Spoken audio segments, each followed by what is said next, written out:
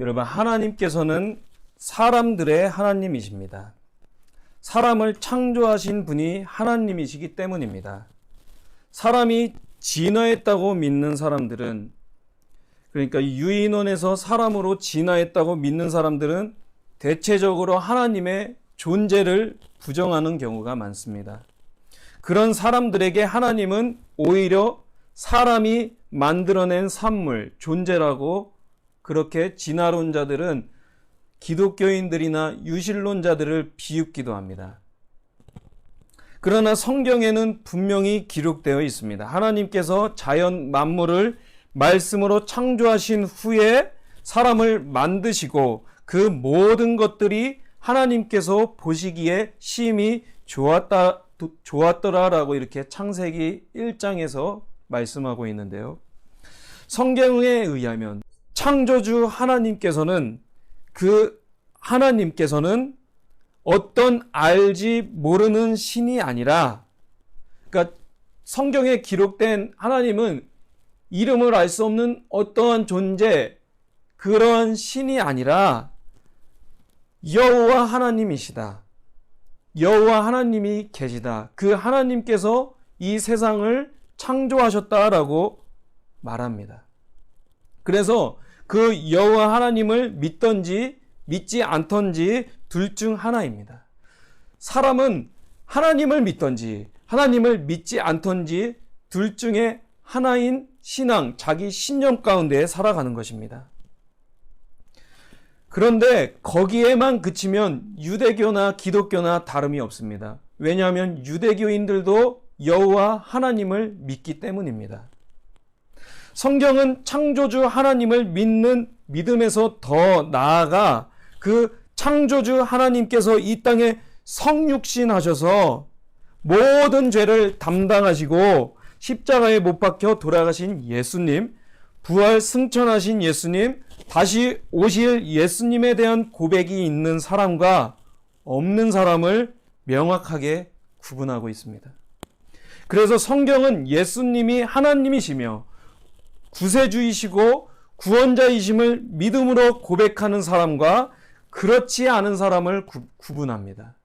예수님께서 나의 구원자이시다, 나를 죄에서 구원해 주시는 분이시다라는 것을 믿는 사람과 예수님은 그냥 위인이다, 그렇게 여기는 사람, 또한 예수님은 기독교인들이 만들어내는 허구적 인물이다라는 사람을 구분합니다.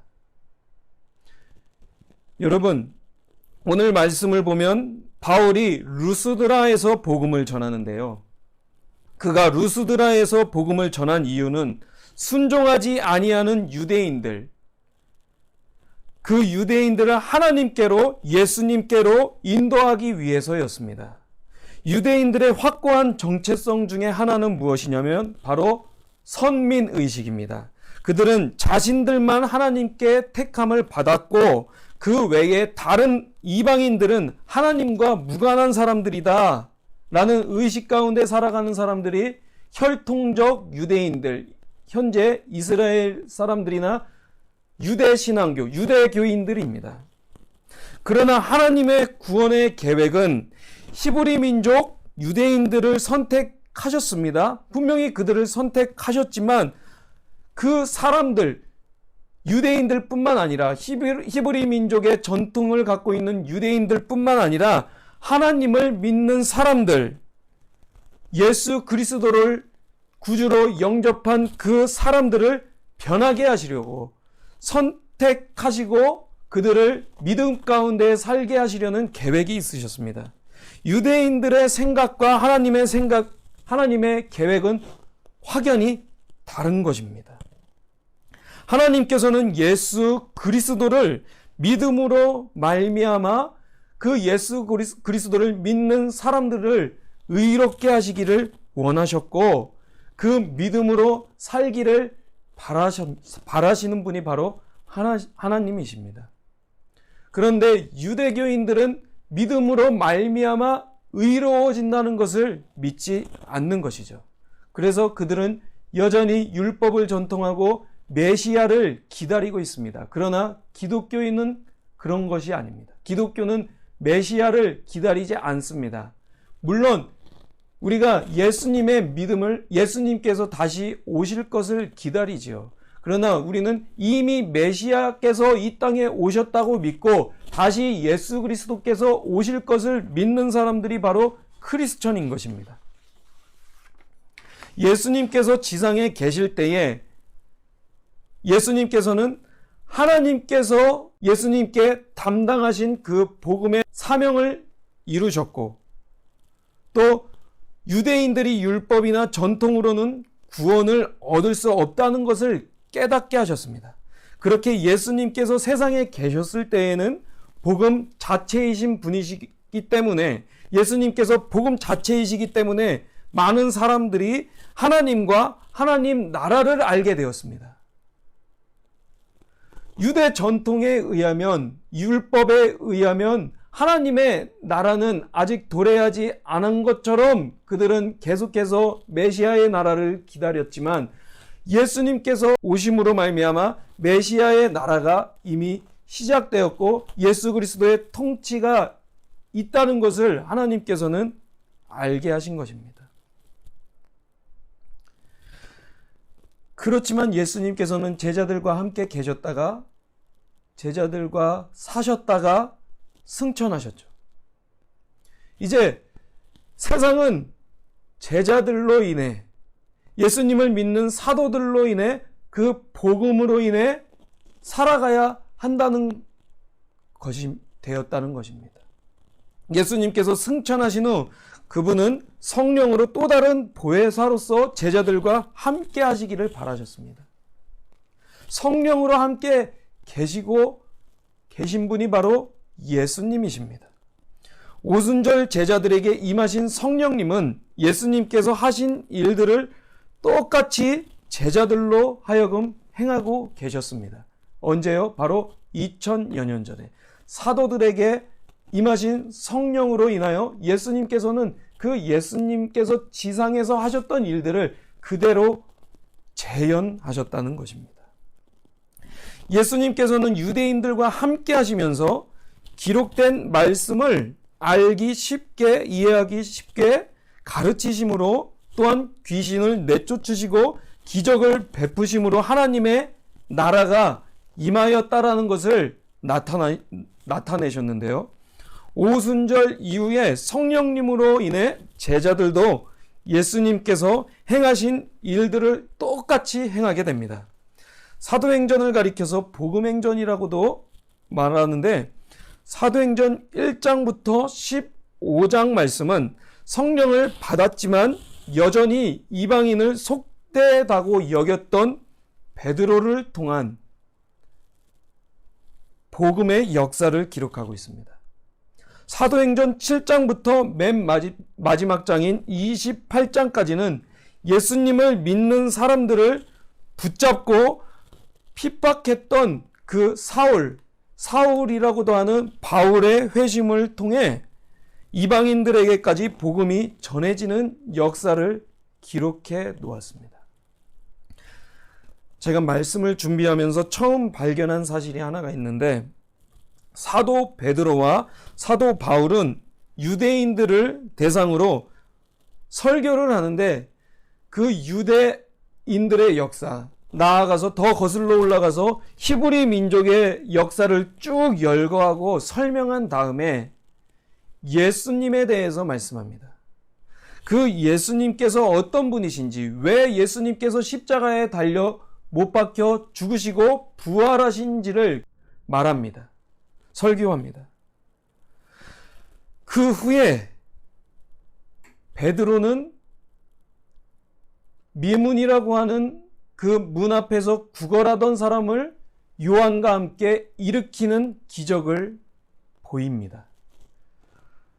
바울은 본문에서 루스드라에서 앉아 있었던 사람, 나면서부터 걷지 못했던 그 사람을 일으킵니다. 똑같습니다. 복음을 전한 후에, 설교를 한 후에 그러한 기적을 나타내 보입니다. 예수님께서 표적과 기사, 그러니까 하나님의 사인, 표적을 가리켜서 사인이라고 하는데요.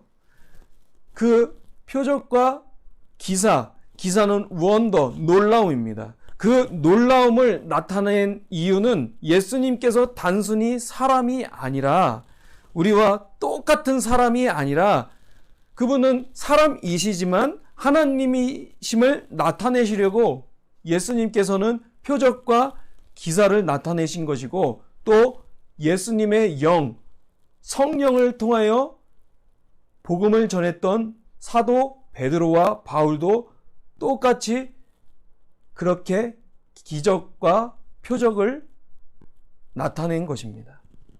예수님께서는 유대인들이 자신들의 전통과 율법으로 제한하고 있던 하나님, 그 하나님이 아닌 더 크신 하나님, 더 넓으신 하나님을 증거했던 것입니다. 유대인들만의 하나님이 아니라 유대인들뿐만 아니라 이방인들의 하나님, 사람이 그러한 존재이잖아요. 원래 아담과 하와가 유대인이었습니까? 그렇지는 않았을 거예요. 그들은 단지 사람을 대표하는 사람들로서 있던 것입니다. 그들의 하나님이 바로 여호와 하나님이시고, 또 유대인이라는 그 히브리 민족의 하나님이시고, 나아가 이방인들의 하나님, 만물을 지으신 그 하나님이심을 증거했던 것입니다. 예수님께서 살아 계셨을 당시에 그 뜻을 멀리 있는 이방인들에게까지 예수님은 가지 않으셨어요. 예수님이 살아 계셨을 당시에는 유대 땅에 머물리시면서 복음을 전하신 것입니다. 그런데 예수님께서 승천하신 후에 성령을 통하여 바울과 또 사도들은 그 예수님의 복음을 가지고 세계 곳곳으로 나아갔던 것입니다. 부활 승천하신 후 예수님께서는 그분의 제자들을 통해, 사도들을 통해 유대뿐만 아니라 서방을 향해 하나님의 놀라운 뜻을 전하게 하셨습니다. 누구를 통해서 하셨습니까? 사도 베드로뿐만 아니라, 바울뿐만 아니라 사도들을 통해서 그 일을 행하신 것입니다. 오늘 읽은 말씀이 서방을 향한, 이방인을 향한 첫 전도 여행 때 일어난 사건임을 통해 우리가 그것을 알 수 있습니다. 하나님의 계획, 이방인을 향한 하나님의 계획을 알 수 있다는 것입니다. 본문 말씀을 통해서 첫 전도 여행 때의 사건, 바울의 첫 전도 여행 사건을 보며 우리는 복음이 전해지기 전에 하나님께서는 어떤 일을 행하시는지, 어떤 역사를 펼쳐 가시는지를 깨달을 수가 있습니다. 복음이 전해지는 목적을 알게 됩니다. 그 하나님을 알게 되면 하나님을 지나치게 협소한 틀에 가두지 않게 됩니다. 때때로 많은 사람들이 하나님의 친밀함을 강조한 나머지 기도만 하면 하나님께서 함께 하시고 하나님을 생생히 느낄 수 있는 것처럼 말하기도 합니다. 물론 어떤 사람은 그렇게 하나님의 실존, 하나님의 경험하심, 또 하나님께서 동행하신다는 것을 느낍니다. 그런데 하나님을 믿는 사람들 중에서도 하나님이 나와 함께 하시는지 잘 모르겠다고 말하는 사람들이 있습니다. 믿음이 연약하거나 믿음을 가진 지 얼마 되지 않은 분들은 그렇게 하나님을 생생하게 느끼지 못할 때도 있어요. 그런데 그러한 사람들에게 믿음의 연수가 있는 사람들은 믿음이 네가 약해서 그렇다. 기도를 좀 더 해봐. 그렇게 조언하기도 하는데요. 오늘 읽은 말씀을 보면 하나님께서 과거에 자기 백성을 대하신 것을 보면 하나님께서는 때때로 자기 백성들을 방관하시기도 하시며 방임한다는 것을 알게 됩니다. 말라기 때부터 세례 요한의 때까지를 가리켜 암흑기라고 말합니다. 그때에 하나님께서는 아무것도 행하시지 않은 것처럼 보입니다. 그래서 암흑기인 거예요. 깜깜해 보이는 거예요. 하나님이 보이지 않는 거예요. 오늘 읽은 말씀을 봐도 그렇습니다. 우리는 흔히 복음이 전해지지 않으면 하나님의 어떤 역사도 일어나지 않는 것처럼 착각하기도 합니다. 그래서 수많은 선교단체들이 복음을 강조합니다. 복음의 전함을 강조합니다. 열심을 부추깁니다. 물론 열심도 복음을 들은 사람이 있으면 복음에 대한 열심이 있을 것입니다. 그 복음이 정말 내게 있어서 단 하나의 유일한 기쁨이라면 전하는 것도 기쁘게 전하는 것도 있어야 합니다. 그러나 하나님께서는 복음이 전해지지 않았을 때라도, 예수 그리스도의 이름이 전해지지 않았을 때라도 역사하시는 분이심을 오늘 말씀을 통해서 알 수 있게 됩니다. 바울이 루스드라의 복음을 전하기 전까지 루스드라에 있던 사람들은 제우스와 헤르메스 뿐만 아니라 여러 신들을 섬기던 사람들이었습니다. 그들은 로마 사람들이었기 때문입니다. 그리스 로마 신화는 어떤 이야기, 신화적인 기록이 아니라, 이야기, 소설 같은 것이 아니라 실제예요. 로마 사람들은 그렇게 신을 믿었는데 그 신은 여호와 하나님 유일신 신앙이 아니라 다신론적인 신앙을 갖고 있었던 것입니다. 그들은 왜 그렇게 제우스 뿐만 아니라 여러 로마의 신들을 섬겼던 것일까요? 그들은 여호와 하나님에 대한 어떤 것도 몰랐기 때문입니다. 당시 로마라는 나라가 그랬던 것입니다. 가이사 황제가 거의 신적인 존재였기 때문에 그들에게 신의 현현이 곧 황제였고, 황제가 신의 대리인과 같은 사람들이라는 믿음이 그들에게 있었던 것입니다. 바울과 바나바가 루스드라에 발을 쓰지 못하는 한 사람을 일으켰을 때에 바울과 바나바에게 향한 그들의 표현이 어떠했냐면,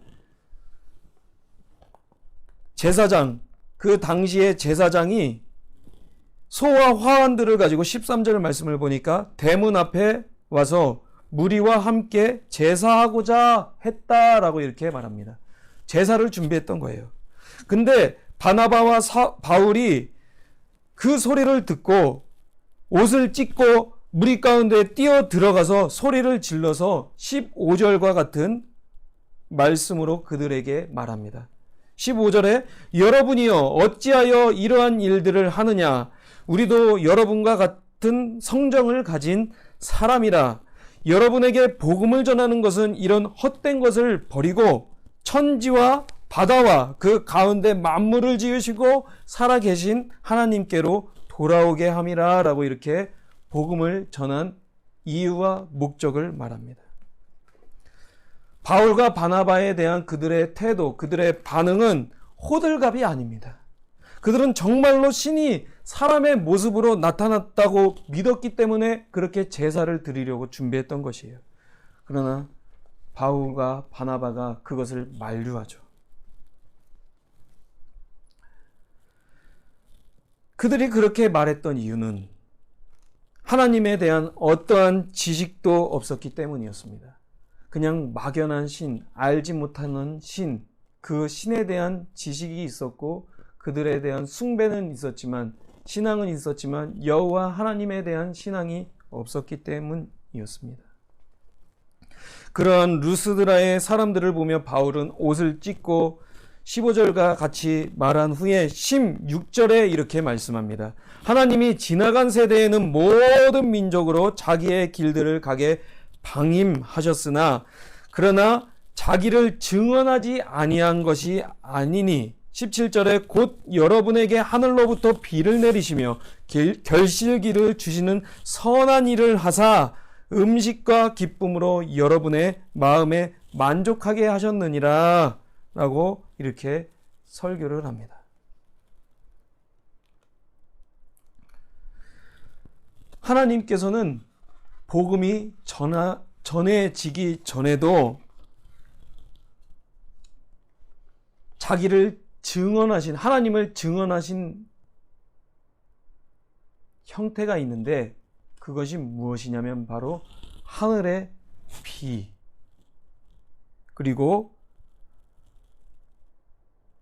결실기, 그러니까 열매를 거두는 때죠. 그 때를 주셔서 음식과 그 음식으로 인한 기쁨과 만족을 주셨다라고, 이렇게 그것이 하나님의 선한 일이다라고, 하나님의 선하심, 방임 중에도 역사하시는 하나님께서 그들의 방식대로 살아가게 내버려 두시면서 하나님께서는 어떠한 일을 행하셨는지를 말씀합니다. 여러분, 저와 여러분이 하나님을 몰랐을 때라도 하나님께서는 저희를 알고 계셨습니다. 이것이 매우 중요합니다. 우리가 하나님을 떠났을 때라도, 마음으로 하나님을 떠났을 때라도 여전히 하나님은 우리를 향해 시선을 거두지 않으십니다. 뿐만 아니라 대한민국이 복음이 전해지기 이전에도 하나님께서는 이 나라를 돌보고 계셨고 계속해서 먹이고 계셨습니다. 하나님께서는 로마 속주 루가오니아라는 지역에 있던 성읍 도시 루스드라에 비를 내리시고 결실기를 주시는 선한 일을 행하신 하나님께서는 당시 한반도에 있었던 삼국들, 고구려, 백제, 신라 사람들에게도 동일하게 비를 내리시고 결실기를 주시는 선한 일을 행하셨던 분이 바로 여호와 하나님이십니다. 하나님을 몰랐을 때는 그것이 하나님께서 행하시는 일들인 건지 모릅니다. 많은 사람들이 자신들이 거두는 결실들이 하나님께서 베푸시는 일반 은혜인지 모릅니다. 하나님을 모르는 사람들은 그렇게 살아갑니다. 자신들에게 은혜를 주시고 기다리시는 하나님을 모른 채 살아갑니다. 알면서도 모른 채 하며 살아갑니다. 루스드라에 있던 사람들도 그러했던 것이죠. 하나님을 모르고 살았던 것입니다. 지금의 많은 불신자들도 그렇습니다. 대한민국의 불신자들도 하나님을 협소한 자기 틀에 가두어 또 안티 기독교인들의 말을 들어서 여호와 하나님을 사막신 내지 기독교인들이 만들어낸 신적인 존재라고 이렇게 말하는 사람들도 있습니다. 그들은 철저히 무신론적인 사고에 젖어 살아가는 것이죠. 그래서 기독교인들을 비아냥하기도 합니다. 하나님을 외면하며 하나님이 없다고 말합니다. 그러나 하나님이 없다고 말하는 그 사람들을 가리켜서 시편은 어리석은 사람이다라고 이렇게 말씀합니다. 그렇지만 그렇게 많은 불신자들이 하나님을 모르고 외면하고 하나님이 없다고 말하고 살지만, 그런 인식 가운데, 그런 자기 확신 가운데 살아가지만 하나님께서는 그들에게까지도 결실기를 주십니다. 기쁨을 주십니다. 만족을 주십니다. 그렇게 방임하시는 하나님이시지만 하나님께서는 어느 때에는 복음을 그들에게 전하게 하시고 듣게 하실 때가 있으실 것입니다. 하나님이 얼마나 놀라운 분이심을 알게 하실 때가 분명히 있을 것입니다. 본문 말씀은 그렇게 방임 중에도 바울과 바나바를 통해 복음을 증거하신 하나님, 그 성령의 역사, 그 하나님의 역사를 기록해 둔 것입니다. 여러분, 복음을 듣게 되면 하나님을 알게 되고요. 그리고 하나님을 믿게 됩니다. 그리고 그 하나님을 깨닫게 되면 하나님께서는 방임하시는 한 사람의 방식대로 살도록 내버려 두시는 하나님이심을 알게 되기도 하지만, 그 하나님의 놀라운 계획, 하나님께서 그 방임 중에도 어떠한 역사를 나타내시는지를 또한 깨닫게 됩니다. 하나님께서는 한 지역에 있는 나 한 사람이라는 인생의 결실기를 주시며 만족을 주시는 자비로우신 하나님이심을 알게 되는 것입니다. 하나님께서는 그러한 분이세요. 방임 중에도 선한 일을 행하시는 하나님이시라는 것입니다. 때때로 하나님을 경험하지 못하고 있는 것 같으십니까? 하나님께서 살아계시다는 것이 느껴지지 않습니까? 그럼에도 하나님께서는 하나님의 계획을 이루어 가십니다. 그때라도 하나님께서는 선한 일을 행하시는 분이십니다. 그리고 마침내 하나님께서는 방임을 마치시고 이면에서 일하셨던 그 하나님을 깨닫게 해주시고 더 믿고 바라게 하시는 분이 바로 하나님이시고 성령님이십니다. 욥이 경험했던 하나님이 그러했습니다. 욥이 경험한 하나님이 어떠했습니까? 마치 방임하는 하나님, 나를 보고 계시지 않는 하나님처럼 욥은 그렇게 생각했지만 마침내 욥에게 하나님께서는 나타나 말씀하시죠. 루스드라의 발을 쓰지 못했던 사람, 걸어보지 못했던 그 사람이 경험했던 하나님이 그러했던 것입니다. 그 사람, 루스드라에 있었던 그 사람은 분명히 여호와 하나님을 알지 못했을 것입니다. 그러나 바울이 일어나라 했을 때 걷게 된 그 사람은 하나님을 알게 된 것이죠. 신앙은 단순히 믿음만을 뜻하는 것이 아닙니다. 단순히 하나님을 인정하는 그것에 그치는 것이 아니라 지식적으로 하나님의 존재를 받아들이는 것 그뿐만이 아니라 신앙은 믿음 플러스 우러러보는 어떠한 것입니다. 의지하는 것입니다. 머리를 쳐들다라는 뜻이 앙에 있어요. 신은 믿을 신입니다. 앙은 우러러보다, 의지하다, 머리를 쳐들다라는 뜻이 있습니다. 하나님의 입장에서 하나님은 방임해 두셨을지 몰라도 우리는 실망해서는 안 됩니다. 방임을 마치시는 하나님을 기대해야 합니다. 내가 하나님을 생생히 경험하지 못했을 때라도 하나님을 바라는 것, 하나님께서 나타나실 것을, 행하실 것을 기다리는 것까지 나아가야 합니다. 방임 중에라도 하나님께서는 하나님의 일을 행하시고 계시기에 하나님을 마주할 때까지 늘 믿음과 기다림 가운데 살아야 한다는 것입니다. 방임 중에라도 하나님께서는 살아계십니다. 방임 중에라도 하나님께서는 사람들을 돌보시고 계시고 선한 일을 하고 계시며 마음에 기쁨을 주시는 분이십니다. 여러분, 하나님의 손길이 느껴지지 않으십니까? 그러할지라도 하나님은 살아계셔서 저와 여러분들을 돌보고 계시고 또 그 하나님을 우리는 마주할 때가 있을 것입니다. 저희가 그 하나님을 마주할 날을 기다리며 소망하며 살게 되기를 주의 이름으로 축원드립니다.